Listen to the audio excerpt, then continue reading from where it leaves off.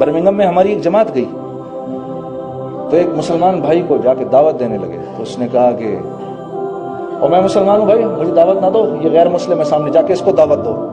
انہوں نے کہا جی ٹھیک ہے، ہم اس کے پاس لے جائیں۔ تو وہ ساتھیوں کو لے کر ادھر چلا گیا۔ ادھر جب گیا تو جو غیر مسلم تھا وہ اس کو کہتا ہے تو مجھے چاہتا ہے میں مسلمان ہو جاؤں، میں اس کی طرح ہو جاؤں؟ میری تو ایک گرل فرینڈ ہے، یہ روز ایک بدلتا ہے، میں ویکنڈ پہ شراب پیتا ہوں، یہ روز شراب میں دھت رہتا ہے، میں تو کبھی سال میں ایک دفعہ جا کر کسینو جاتا ہوں، اس کے گھر میں جوا ہوتا ہے، میں اس کی طرح ہو جاؤں؟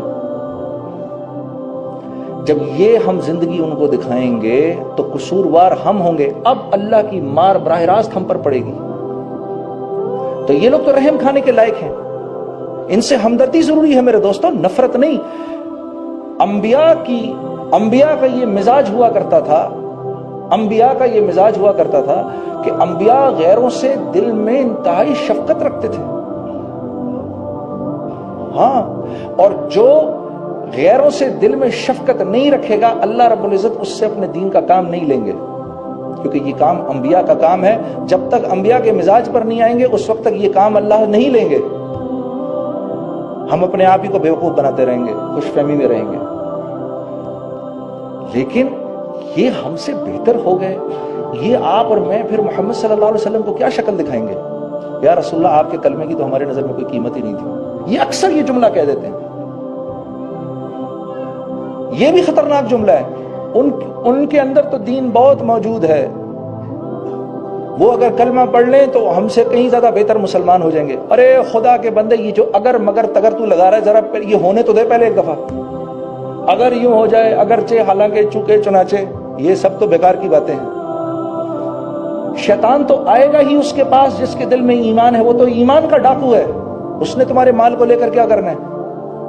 اب وہ مسلمانوں کے پاس آتا ہے اور مسلمانوں سے کبائر کرواتا ہے، کبیرہ گناہ کرواتا ہے۔ اس نے اللہ سے وعدہ کیا تھا ان سب کو جہنم میں لے کے جاؤں گا، تو اس کی یہ خواہش ہوتی ہے کہ ان سے کبیرہ گناہ کرواؤں اور اتنا غافل رکھوں کہ یہ استغفار کہیں نہ پڑھ لے، یہ معافی نہ مانگ لے کہیں کبیرہ اپنے گناہوں سے، کیونکہ معافی مانگے گا اللہ فوراً معاف کر دے گا اس کو۔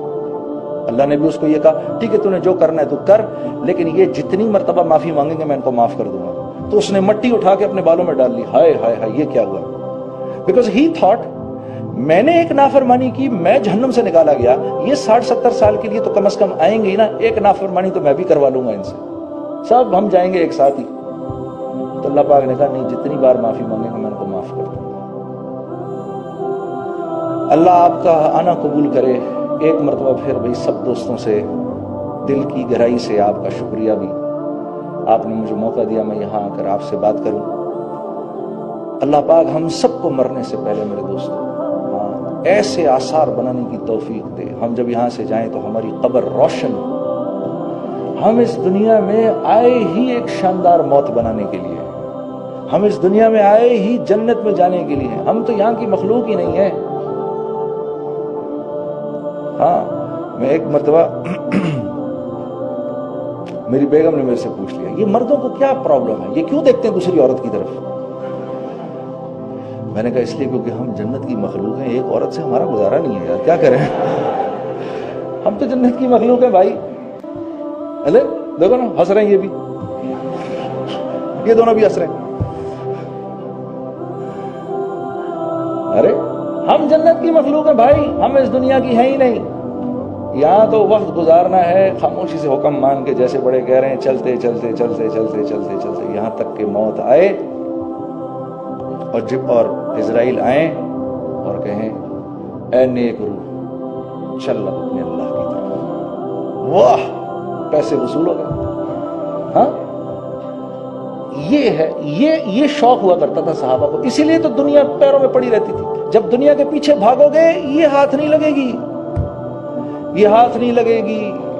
اے دنیا جو تیرے پیچھے بھاگے اس کو دوڑا دوڑا دوڑا، جو تجھے چھوڑ کے بھاگے اس کے پیر کی جوتی بن جا، یہ اللہ کا حکم ہے دنیا کو۔ ہاں میرے دوست، ایمان اس لیے ضروری ہے، ورنہ ایمان کے بغیر یہ دل کی آنکھ نہیں کھلتی۔ اور ہم نے کہاں سے دیکھنا ہے؟ یہاں سے دیکھنا ہے، یہاں سے دیکھنا ہے، کہاں سے دیکھنا ہے؟ دل سے دیکھنا ہے. یہ آنکھ تو جھوٹ دکھاتی ہے, یہ تو دکھا رہی ہے وہ دیکھو زمین اور آسمان مل رہے ہیں, تو مل رہے ہیں کیا؟ نہیں, یہ جھوٹ دکھائے گی. یہ آنکھ بتائے گی, میں آخری 1-2 منٹ, یہ آنکھ بتائے گی ادھر کرامن کاتبین بیٹھے ہوئے ہیں, یہ بتائے گی.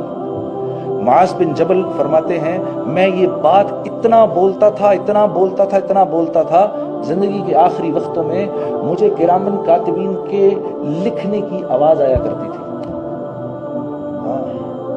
حضرت علی کرم اللہ وجہ فرما رہے ہیں میں نے جنت دوزخ اتنی بولی, اتنی سنی, اللہ کی قسم آج جنت اور دوزخ کو میرے سامنے لا کر کھڑا کر دو گے, نہ میرے ایمان میں اتنی سی کمی ہوگی نہ اتنا سا اضافہ ہوگا. وَلِلَّهِ الْعِزَّةُ وَلِرَسُولِهِ وَلِلْمُؤْمِنِينَ وَلَكِنَّ الْمُنَافِقِينَ لَا يَعْلَمُونَ. اس آیت کی تفسیر ہے عزت تو اللہ کے ہاتھ میں ہے. عزت کس کے ہاتھ میں ہے؟ عزت تو اللہ کے ہاتھ میں ہے. یہ محمد صلی اللہ علیہ وسلم کے ذریعے مومنین تک آتی ہے, اور نافرمانوں کو اس کا کوئی حصہ نہیں ملتا, کوئی حصہ نہیں ملتا. مجھے بڑے لوگ کہتے ہیں آپ نے میوزک چھوڑ دی, آپ یار کیا زندگی تھی, بڑی قربانی دی آپ نے. میں نے کہا قربانی تو میں نے نہیں دی, قربانی تو آپ دے رہے ہیں. کہتا وہ کیسے؟ میں نے کہا نافرمانی کی زندگی گزار رہے ہیں, قربانی تو آپ کی ہے کہ اللہ سے تڑے ہوئے ہیں بالکل, ماننی بھی نہیں تیری, پھر بھی رہنا ہے اسی کی دنیا میں. میں تو بچ گیا. میں نے تو کہا یا اللہ جتنا کیا معاف کر دے, آئندہ بھی غلطی کروں تو معاف کر دے, قربانی تو تیری ہے. نوکر گھر میں رہ رہا ہو, مالک سے جھگڑے سے مالک روز اس کو پیٹ رہا ہو, پھر بھی رہ رہا ہے. میں نے کہا قربانی کس کی ہے, ماننے والے کی کہ نہ ماننے والے کی؟ میں نے قربانی تو نوکر کی ہے, وہ روز مار کھانے کے لیے تیار ہے. تو میں نے کہا قربانی تو آپ دے رہے ہیں. پہلے تھوڑی دیر کی اس کا دماغ گھوم گیا, بھائی کیا باتیں کر رہا ہوں اس کے ساتھ. تو قربانی تو نافرمان کی ہے, وہ دے رہا ہے بیچارہ. اللہ آپ کو جزائے خیر دے. السلام علیکم ورحمۃ اللہ. یہ بات سن کے ہی آپ کا اندر کا پورا وجود نہیں ہلا اس جملے کو سن کے. ہم سے تو وہ غیر اچھے. کیسے اچھے؟ آپ کے تو دل میں کلمہ ہے, وہ تو منہ پہ انکار کر رہے ہیں اللہ اور اس کے رسول کا.